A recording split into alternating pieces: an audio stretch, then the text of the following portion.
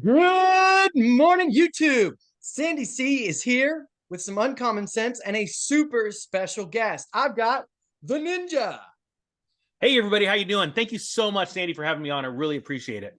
No, thank you for having me. I mean, I'm. It's been a little while since I've seen you since the Dallas event, Yep, which was awesome and has thank changed you. my life. So I'm glad to have you on here and specifically talking about silver in my stocking. I love that you're doing that, and I want to promote some of that. There we go. Hashtag silver in my stocking. That's awesome. So what's that about? I remember, when I was a kid, I always got the silver half dollars from the Tooth Fairy and stuff. And I still have those to this day, and I'm appreciative of my parents for doing that. But Yeah. let me have it. What's silver in Yeah, my so first stocking? off, I wish that my parents would have done that growing up. I did not know the value of silver. I did not know the difference between a junk silver coin from 1964 and older, and what we had, in my pocket, just fake coins, fake metal, things that really don't have a whole lot of value. Although with inflation, copper's going up.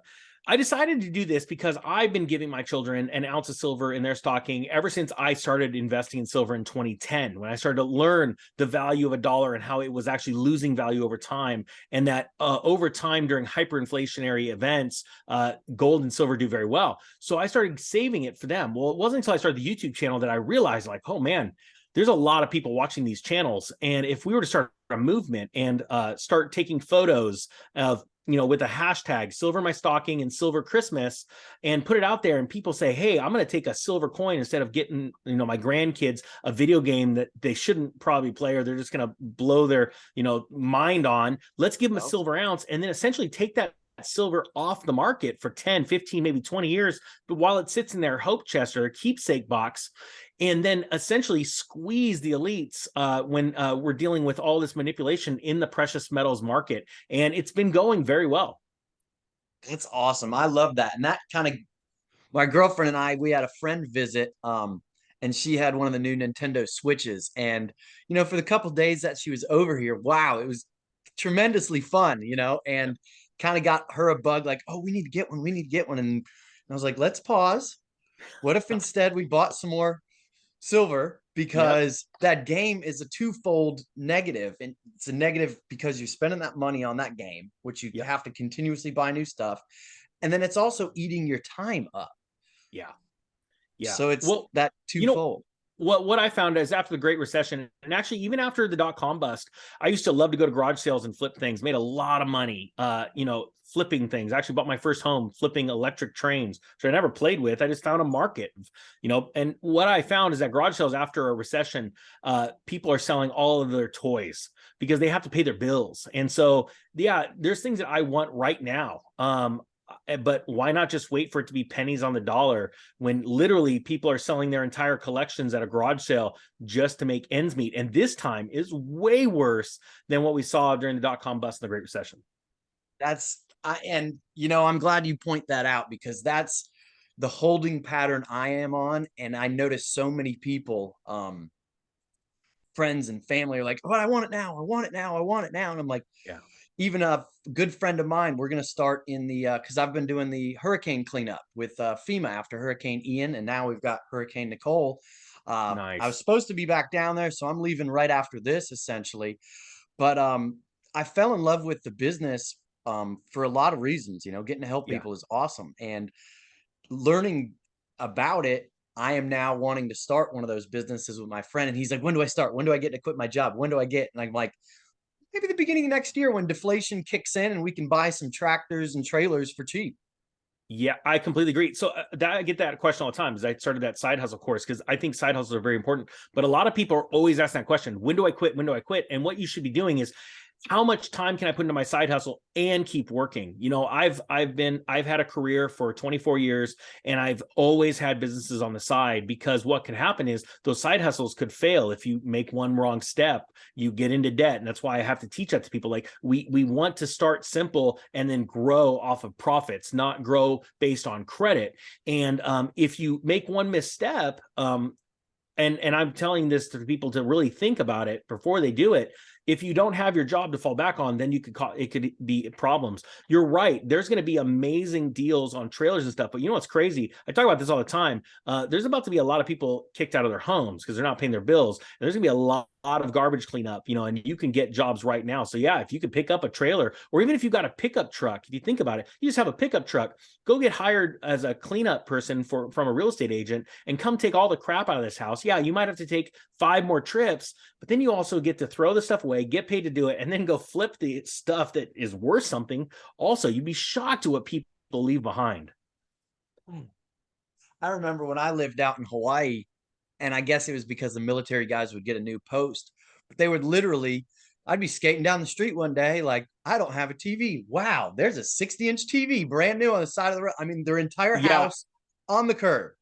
You're like, absolutely right. In military, I've seen that exact same thing. They literally leave it out for anyone to take because and I've talked to done videos for military members how important it is to not get sidetracked by buying a new car, buying all this stuff on credit cards, because they're literally, credit card companies actually go after military members and college students, and they want to get you addicted to that easy money. And what happens is a lot of times they have to leave because they weren't planning. They bought all this stuff. They physically can't move it. They couldn't sell it in time, and they throw it away. Just unbelievable deals. So yeah, I know exactly what you're talking about. I've seen the piles of stuff before. Unbelievable stuff. That gets me about man, I'm a sucker of that Keynesian debt economy myself, basically my 20s. I got into the corporate world, and within about 3 months, I didn't fit in a cubicle well at all. Do you go figure? Well, I could tell because the cubicle probably wouldn't fit that hair. Yeah, exactly. Not. I don't do too well in those confined spaces. Yeah. But because of it, I actually invented a product, a life-saving skateboard product. Yep.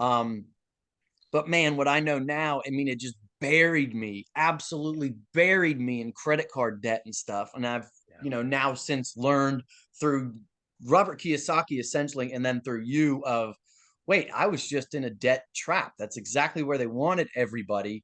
Do it with debt, but it wasn't the right way.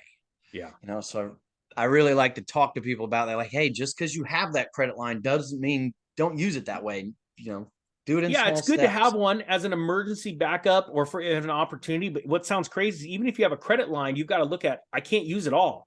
Because what if I dig myself into a deeper hole and I need that time-weighted balance of having enough money to pay my debts and get myself out of this problem? So there's so many things that go into using debt for a benefit for a business, And the other thing too is a lot of people don't realize this. They have their social security number and their name tied to that debt. And that's also something you don't want to do. So it's good to build on real fundamentals, profits, buying assets of the company. And then when you go out and get a credit line, you get it, the company takes that out, not you. I've got a question on that. I know we're going way off of what we were That's going. all right. With. How do you get a company credit line? I've had companies and have the credit, but they always want to back it with my social. Yeah. So at first, that's what you do.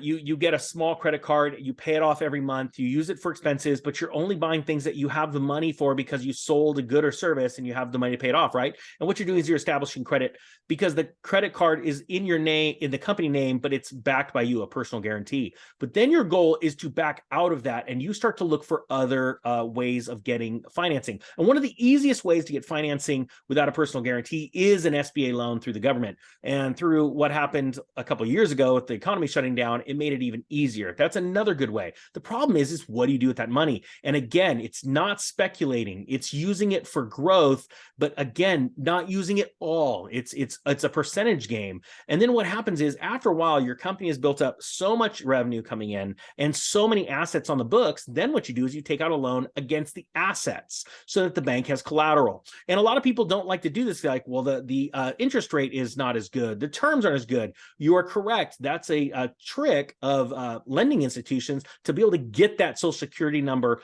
on their thing instead of an EIN. And the reason why is because they want you in bondage and slavery and they want you afraid. Whereas if the company took out debt, and just, when Coca-Cola takes out a loan, the CEO's name is not on there. And it's the company, but they built that up. And that's what I want to do is help people build businesses the right way and not get caught in this debt trap loop that's going to literally send people over the edge. I mean, literally, I'm about to do a video today. Credit cards are, some of them are hitting 30% interest. This is insane. And you are going to see literally 40 and 50% interest rates probably in the next year because of what the Federal Reserve is doing with interest rates. And I'm talking about credit card, like high risk, credit card debt, things like that. Yeah. So how many does that typically take? A couple of years to get a business to that point where it can have credit on its own? No, it all has to do with the velocity of the business team, the owners, and what they're doing. I mean, you can literally, make $1 million in a month, your first month in business, go out and buy solid assets that are loanable that you could actually use as collateral, and you could immediately do it. Now, will the rates be as good as if you were in business for 2 years, you had the same amount of assets? No, it would be better if for the longer term, because banks want to know. Just remember this, it's all about terms. Everything's negotiable in life. If you want to take out a loan against this and you're willing to do 50% debt to equity and at a high interest rate, sure, there's banks that'll line up to do it. Most people don't want to, but it's all about your goals for the company and how big you want that company to get. Again, if you're doing something, let's say as small as a cleanup business where you need a pickup truck and a dump trailer, you don't need 2 dump trailers. You just need you don't even need a trailer at first. You could just get away with a pickup bed and do small jobs. And then when you have the money to pay cash for the asset, you go buy the trailer and then you keep building. And that's how I did it with all my businesses. I started one business, side hustle with $900. Me and one guy turned it into $100,000 the first year. Next year, $250,000. And we were just going out on like 2 weekends a month and flipping trailers. So, and that was incredible. That was just from a $900 investment. So, and we could have went bigger, but the one partner just didn't have the vision that I had. So that's awesome. And that's so important. Especially for my generation and younger that are, not myself. I don't have any of these social media, but so many people are so absorbed in TikTok and Instagram. And I have to have this new shiny thing, even to go into business. I've got to have a new shiny truck with a new shiny trailer. And it's like, oh no, please. Cause I just actually last year sold all my new stuff. I went to all old stuff. My newest truck now is a 2002. I've got the old 7.3 Power Strokes, and nice. I absolutely love them. I've gotten out of my debt, after Dallas, I've gotten out of my debt. I've got no more car payments. My insurance on these older vehicles cost nothing. And people ask, oh, well, what about maintenance and repairs? Well, maintenance and repairs is a whole lot less than a $700 a month car payment or your insurance. Exactly. I mean, I breathe so much easier now, and I smile. One of my favorite vehicles, I have a 99 E150 conversion van, my buddy's grandmother's old van. Oh, nice. And all my friends and family, when they get in it, like, this is so awesome. This is awesome. And it costs $86 a year in insurance. Yeah, that's huge. That's huge. And the longer you can go like that and build real wealth, and real wealth is money in your pocket, right? That you could use and deploy at any moment. Yeah, silver, there's all kinds of ways of growing wealth, but it's what you have, right, at your fingertips. You're going to crush it in this next downturn. So I wouldn't be afraid of starting a business, but I'd be very afraid of starting a business based off of debt. Yeah, absolutely. And I made that mistake, like I said, in my 20s a couple of times. Mm-hmm. And I'm so glad now I've learned that lesson, and I will not make that mistake again. And my friend and I have had the sit down of, we're going to build this business together organically with money we earn, and then let it pile up on top of itself. Yeah, that's an awesome idea. Yeah. Well, silver in my stocking. Let's get back to silver. Yeah. All right. Because we only got a few more minutes. Sorry about that. I'm going off on tangents. Yeah, me too. I'll hold the sign up. All right, let's start it. Let's do it. Silver in my stocking.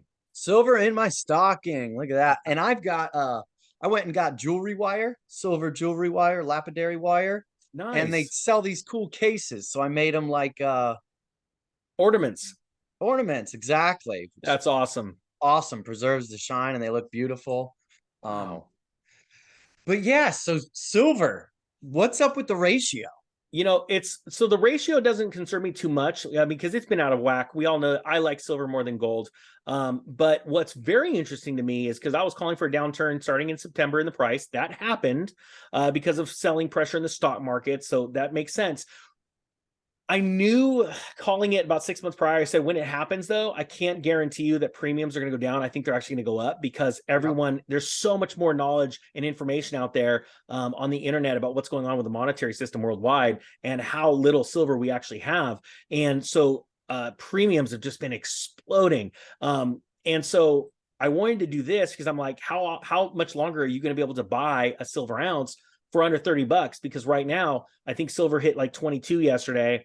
But I mean, for just a generic round, it costs $5 or $6 over spot. Yep. And I said, well, this is probably the time to do it. Buy yourself a few coins. And I tell people this isn't financial advice, but this is life advice. If you can't afford $30, but you got a video game system in your garage that's just sitting there, you've got issues financially and you need to get those under control. So it's Yeah. not like it's a lot of money, $30, right? Or you're always going to have people that are just negative all the time, say, I just can't do it. I'm like, well, then you're just going to lose your whole life. I don't know what to tell you. But that's Meanwhile, they're holding a like life Starbucks advice. coffee. Exactly. If you can't put down the Starbucks and buy a McDonald's or just drink water, quite frankly, it sounds funny, but it's going to be healthier for us. I've been on a water kick now for like 5 weeks, just off sugar and all that stuff. And it's been amazing. But my point being is that this is the time to do it. And this is the time to squeeze the elites. Well, silver's been getting drained out of the COMEX pretty rapidly. But I did a video calling a boom in platinum. And platinum's interesting because, and it has to do with silver because platinum, they're down to like silver. They've got like 300 or was it? I don't remember how many millions of ounces. They got a lot in the COMEX, even though it's getting drained rapidly and it's getting down to like historic lows. The platinum, there's only 150,000 ounces left in the COMEX. They are draining that like you wouldn't believe. And so when it was like, I don't know, $750, I'm like, hey, I went and bought some. You guys might want to look at it. And that was 30 days ago. And it's like $1,050. So it's gone Amazing. up like 30 something percent, I think over 30% in a month. And what I think what you're about to see with platinum is what is going to happen in silver, but like a 10x someday. We don't know when that's going to happen, but I'll tell you what, platinum industry, our inventories are getting drained massively right now. And if you can't see that price rise and that pressure, and I mean, a platinum coin costs more over spot the premium than a gold coin right now.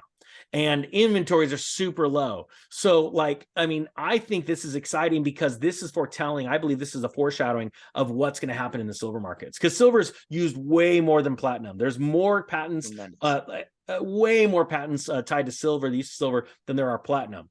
And so people need to understand that. And they're very life-saving, like medical devices, water filtration, electrical currents.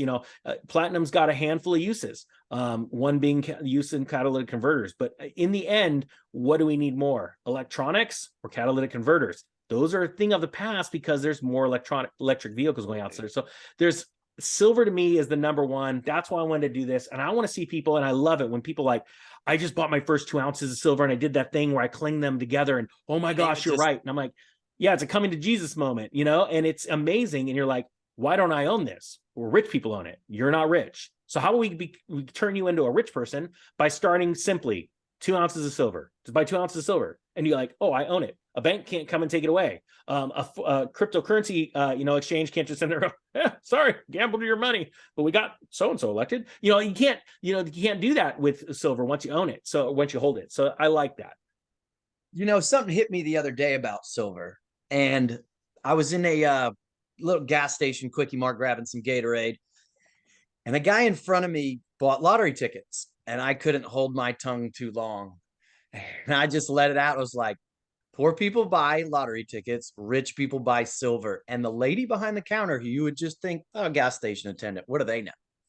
Yeah. Her face was just like, I've been wanting to say that to people ever since I started working here. And I couldn't believe the lady behind the counter knew about it. And is the lottery kind of that trick, because that's the cost of a $20 lottery ticket or $25 lottery ticket. Yeah. If you buy silver, you automatically are winning the lottery over time. Exactly. But the thing is that's human emotion. And that's why we have booms and busts in economic cycles. That's what I've been teaching for 2 years. People need to understand that they have to feel like it's the big win. Even you're like, your odds of getting killed next week from an auto crash is better than you winning that lotto. But if I win, and it's this just dopamine dump in their system, and it's sad. And I see it all the time with people I've done business with. They're gamblers and they buy lotto tickets and they're broke and they can't get anything working in life. And then they look at people like me and they go, it must be really easy for you. I'm like, nope, it wasn't actually. It Well, wasn't an easy decision to forego the lotto ticket and go and buy the gallon of gas. It wasn't an easy decision when you guys are going out to a vacation and I am doing a staycation. Those were not easy decisions. yeah, But now all you see is the good things. yeah, So I don't know what to tell you. It takes hard work and perseverance, but nothing ever came easy. And every wealthy person in this world can tie it back to their own sacrifice or a family member down their lineage that did it for them. yeah. So, and now they're just living off the dividends. So, no, I think it's very important for people to right now say, the government's actually trying to destroy us monetarily. They're literally trying to make us slaves. They want us to return to serfs. They don't want the middle class. So what do? Well, you get out of debt and you save a little bit of money and you buy gold and silver, God's money, and watch what happens. Absolutely. And I'm going to give you the hard one, I guess. What do we do with it now that we have it? Yeah, it's actually the simplest thing in the world because people think they're going to conduct activity and stuff with it, like buying things. They will not do that. It's the exact same thing as if you had a stock and it went up in value. Like, well, I want to buy a new house. What do? Well, you go and sell the stock. It's literally that easy. As a matter of fact, the reason why I know you'll never use it as like going around, there's just simply not enough of it.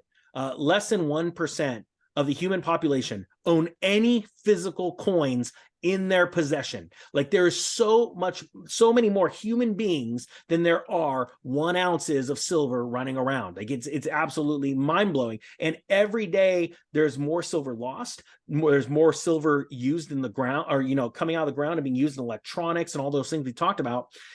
So they don't have enough to make a currency. So it's like rhodium. Most people don't even know what rhodium is, but rhodium used to be minted into coins. I think it still is. But rhodium was always half the price of gold all throughout the 80s and 90s until 2003. It started to trend up and it spiked at like $12,000 an ounce. Then it crashed to 6,000. And then during the 2020 spaz out, when everybody locked their doors and closed it up, rhodium went to $30,000 an ounce. Now it's crashed again to 14,000. So let me ask you this, even though it crashed, right? Like people tell me all that about Bitcoin. Hey, how's your Bitcoin going? Well, since I bought it a long, long time ago, I think it's doing good. How would you like to own a $14,000 1 ounce rhodium coin? Would you like that?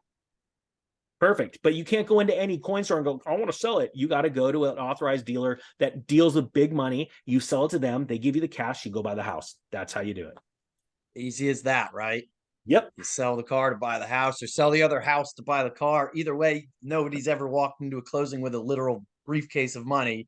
Yeah. Said, here we go. I'm buying a house. I got a new Chevy truck. I'm going to bring into the escrow office. Which door do I drive it into? And I'm going to trade it for that condominium right there. You're exactly right. It's transfer. I don't understand why people don't get it, but hey, that's actually exciting to me as well. That means that we're dealing with fresh, young, excited people that want to learn, and we're going to teach them, and we're going to get this thing going. Absolutely. I love it because I think it's been, a knowledge that's been oppressed forever. I mean, at the end of the rainbow is supposed to be the pot of gold. In every big heist movie, they don't steal cash. They're stealing gold bars. They're stealing silver. Yeah, because it's almost gold, like it's a little harder to track that gold. All the dollars have ink packets and numbers on them. Absolutely. And they've made this almost like a unicorn, like a mythical creature, like you have to be a billionaire to have it type of thing. That's and right. that's just That's not right. true. You can give it, and you people can get look it in your back stocking. and go, why didn't I do it? Just like Bitcoin. And then they'll just be bitter their whole lives and go, well, I think it's a scam. Like, oh yeah, well, that scam just made a bunch of people a lot of money. Yeah, So yeah, exactly. I don't know what to tell you. I can't wait to be scammed on that one. Exactly. I'm gonna really be hurt when it's gonna keep going down, crypto. But then when it gets the next cycle up, I'm like, oh man, I felt horrible selling it for lots and lots of dollars. So darn, I've lost. Yeah. Yeah. Well, right on. Well, I'm getting tight on time, Sandy, but is there anything else you want to close on? I think we pretty much covered it. All right. Silver in my stocking. Hashtag silver in my stocking. Love it. Take photos, put it up. Yeah. Let's keep draining that Comax, baby. Let's get to the truth, essentially. Let's mine the truth. That's what we're doing. I agree. And if you've been paying attention, like everyone else, there's nothing but truth bombs everywhere right now. So I just can't wait for this one to hit the newswire. It's going to be awesome. Well, I'm stoked to see you. Thank you. And we'll end it on that one. Right on. We'll see you guys later. Have a good one.